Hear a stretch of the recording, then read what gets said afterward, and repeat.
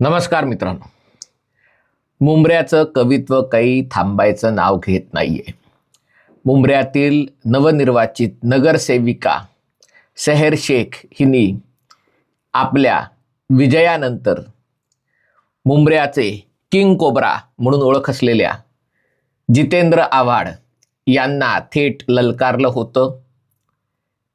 तिच्या वडिलांनी तर तुतारीची मुतारी करून ठेवली होती, पण ना आदरणीय शरदचंद्र पवार साहेबांना त्याच्याबद्दल बोलायची हिंमत झाली, ना सुप्रियाताई सुळेंना त्याच्याबद्दल काही बोलता आलं. जितेंद्र आव्हाड तर कोबरा चावल्यासारखे चुपचाप पडून आहेत. 15 जानेवारी नंतर त्यांचं ट्विटर थंडावलेलं आहे. राजकीय पोस्ट टाकणं बंद झालेलं आहे. फक्त सतेज बंटी पाटील यांच्या पाठिंब्यासाठी एक पोस्ट टाकलेली आहे. अन्यथा आव्हाड शांत आहेत. पण सेहर शेखनी मात्र आपल्या भाषणामध्ये मुंब्रा हिरवा करण्याचं आव्हान आपल्या कार्यकर्त्यांना दिलं. त्यांनी सांगितलं की पुढच्या निवडणुकीमध्ये आपल्याला पूर्ण मुंब्रा हिरवा करायचा आहे. आणि त्याच्यामुळे बऱ्याच जणांना धक्का बसला. त्याच्यात अनेक हिंदुत्ववादी कार्यकर्तेही आहेत आणि त्यांना असं वाटायला लागलं की असं कसं काय एक विशीतली मुलगी नगरसेविका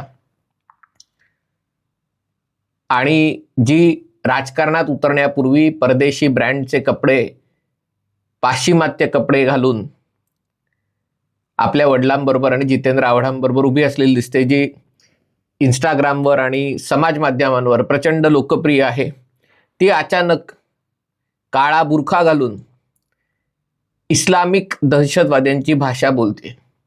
तेव्हाच मी व्हिडिओ केला होता आणि तेव्हा म्हटलं होतं की बाकी काहीही असो, असादुद्दीन ओवैसी हे अतिशय धूर्त राजकीय नेते आहेत आणि तुमचे विरोधक जेव्हा हुशार असतात, धूर्त असतात, तेव्हा जरी ते तुमचे विरोधक असले तरी त्यांचं कौतुक करणं आवश्यक असतं.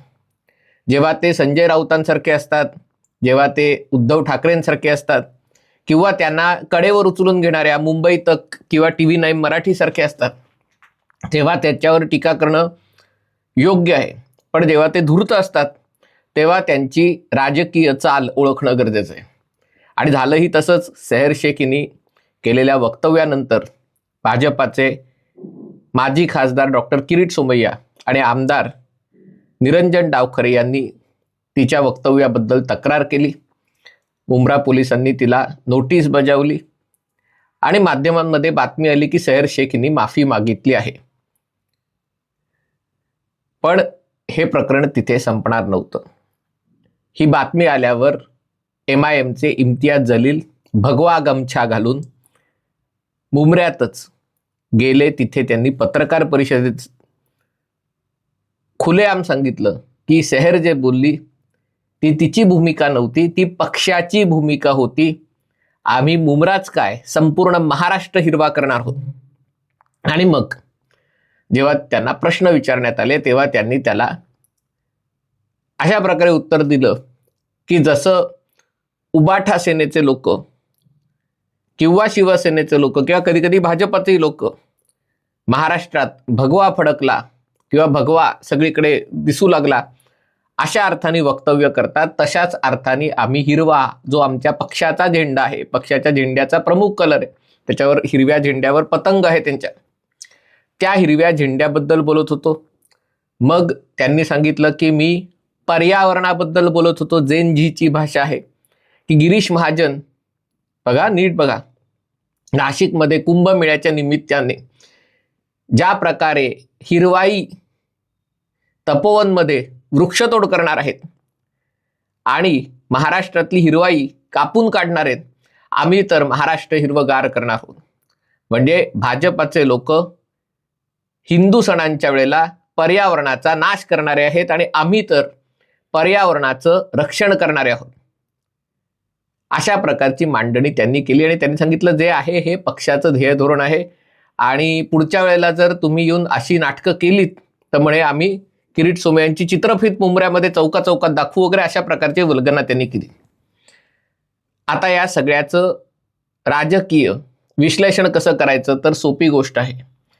या जुगलबंदीमध्ये सगळ्यात जर कोणाचा रंग उडाला असेल तर तो हिरव्या मतांमुळे भगवे होणाऱ्या उबाठा सेनेचा, शिवशाहू फुले आंबेडकरांची विचारधारा महाराष्ट्रभर पसरवण्याचा वसा घेतलेल्या तुतारीचा आणि काँग्रेसचा रंग याच्यातनं उडलेला आहे. कारण यामध्ये नेमकी कोणती भूमिका घ्यावी हे त्यांना कळत नाहीये.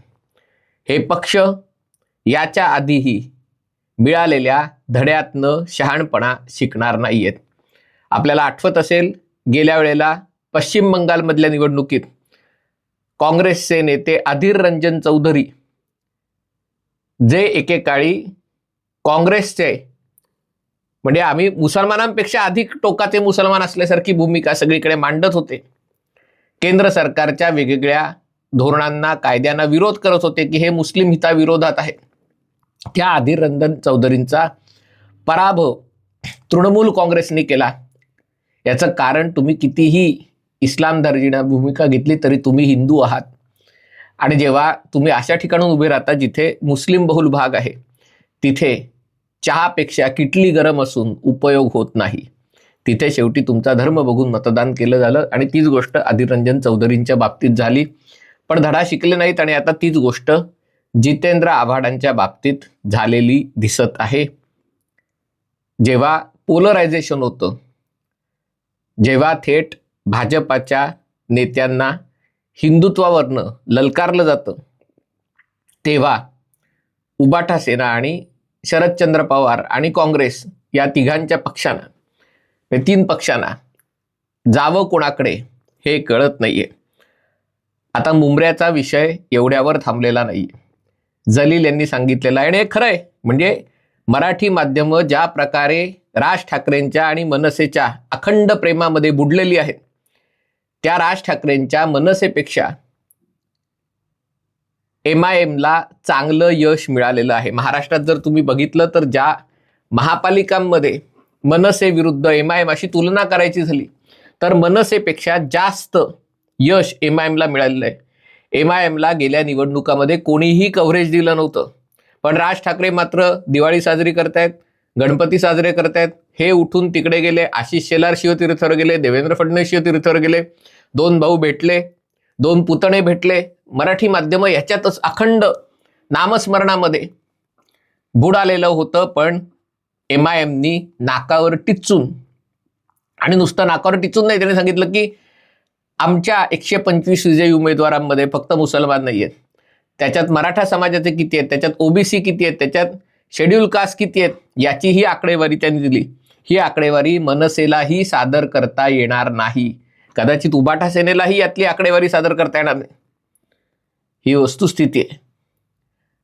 आणि त्यामुळे मनसे एका प्रकारे कितीही महाराष्ट्र रक्षणाची जबाबदारी आपल्या खांद्यावर आहे आणि कशा प्रकारे गौतम अदानींमुळे महाराष्ट्र पोखरला जात आहे वगैरे अशी भूमिका मांडत असलं तरी यश मात्र, राजकीय यश मात्र MIMला मिळालेलं आहे.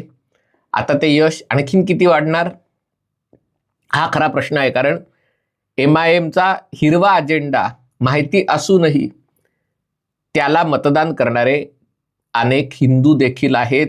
जलील यांनी अभिमानाने सांगितलं की लोक आमच्याकडे जिल्हा परिषदेमध्ये च्या निवडणुकांसाठी आमच्याकडे हिंदू देखील लाईन लावून तिकीटं मागतायत. आणि हे खरं आहे की असे अनेक लोक आहेत ज्यांना फक्त राजकारणात यशस्वी होण्याचं मतलब असतो. कारण राजकारणात विजय मिळणं म्हणजे नवीन बँक अकाउंट आणि इन्कमिंगची सोय होणं एवढंच त्यांच्यासाठी असतं. आणि त्यामुळे आपण MIM कडनं रडतोय का केरळमधली मुस्लिम लीग आहे का तृणमूल काँग्रेस आहे, याच्याशी त्यांना काही देणं घेणं नसतं.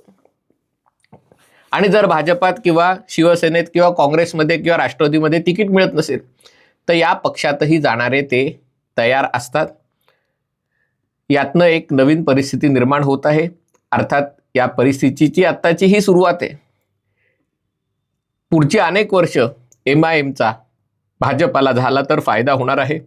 कारण जेव्हा कोणी म्हणतं 14%, कोणी म्हणतं 18%, कोणी म्हणतं 20%. जोपर्यंत जनगणना होत नाही तोपर्यंत हा आकडा असाच अंदाजपंचे राहणार आहे. पण मुस्लिम मतातला एक मोठा हिस्सा MIMला मिळतो, तेव्हा फायदा भाजपाचा होतो, तेव्हा फायदा शिवसेनेचा होतो. शिवसेनेचा म्हणजे एकनाथ शिंदेच्या शिवसेनेचा, उभाठाचा नाही. याचं कारण म्हणजे एक मुस्लिम गठ्ठा आपल्याला, मुस्लिम मतं आपल्याला एक गठ्ठा मिळतील या आशेवर या स्वतःला धर्मनिरपेक्ष म्हणवणाऱ्या राजकीय पक्षांचं राजकारण सुरू असतं. आणि त्यात जेव्हा मुस्लिम लोक MIM सारख्या पक्षाला मतदान करतात तेव्हा यांच्या विजयाच्या आशा जमीनदोस्त होतात. पण भविष्यात मात्र हा धोका आहे, कारण अशा प्रकारे जर धार्मिक आधारावर ध्रुवीकरण होत राहिलं आणि त्या धार्मिक ध्रुवीकरणाला गोड नाव देऊन की हे पर्यावरणाचं आहे, हा हिरवा रंग पर्यावरणाचा आहे, बघा मी भगवाही घातलाय, मी पांढराही घातलाय, मी हिरवाही घातलाय, आपल्या झेंड्यातलाच रंग आहे, अशा प्रकारे त्याचं स्पष्टीकरण दिलं आणि त्याच्यात काही त्याला कोणी ऑब्जेक्शन घेऊ शकत नाही, त्याला कोणी हरकत घेऊ शकत नाही. कारण भाजप शिवसेना नेहमीच म्हणतं की आपल्याला भगव्याची शान आहे, भगवा झेंडा, जसा हा भगवा झेंडा आहे तसा हिरवा झेंडा आहे आणि त्याच्यामुळे कायदेशीरदृष्ट्या त्याला कोणी आव्हान देऊ शकत नाही. त्यामुळे सुरुवातीला भाजपाचा फायदा होणार आहे. भाजप विचार करेल आपला फायदा होतो तर कशाला याला आडकाठी करायची. MIMच्या चपलेनी जर आव्हाडांचा फणा कोबरा असा तो त्यांनी दाखवला ना, मी कोबरा आहे कोबरा, तो जर ठेचता येत असेल किंवा उबाठाचा अहंकार ठेचता येत असेल तर ठेचला जाऊ दे, आपण कशाला त्याच्यामध्ये आपण आपली ताकद लावायची. पण भविष्यात मात्र हे अंगावर येऊ शकतं. त्यामुळे आत्ता मी असं नाही म्हणणार की आणीबाणीची परिस्थिती आहे, पण MIMचा वापर उबाटा सेनेला आणि राष्ट्रवादीला नामोहरम करायला करत असताना जर त्याचा अँटीडोट शोधला नाही, त्याचा जर उतारा शोधला नाही तर हे विष भविष्यात आपल्यालाही बाधू शकतं. याची भाजपाने योजना करून ठेवण्याची गरज आहे. हा व्हिडिओ आपल्याला आवडला असेल तर कृपया लाईक करा, शेअर करा आणि चॅनल सबस्क्राईब करण्याची विनंती. तुर्तास इथेच थांबतो. पाहत रहा MH48.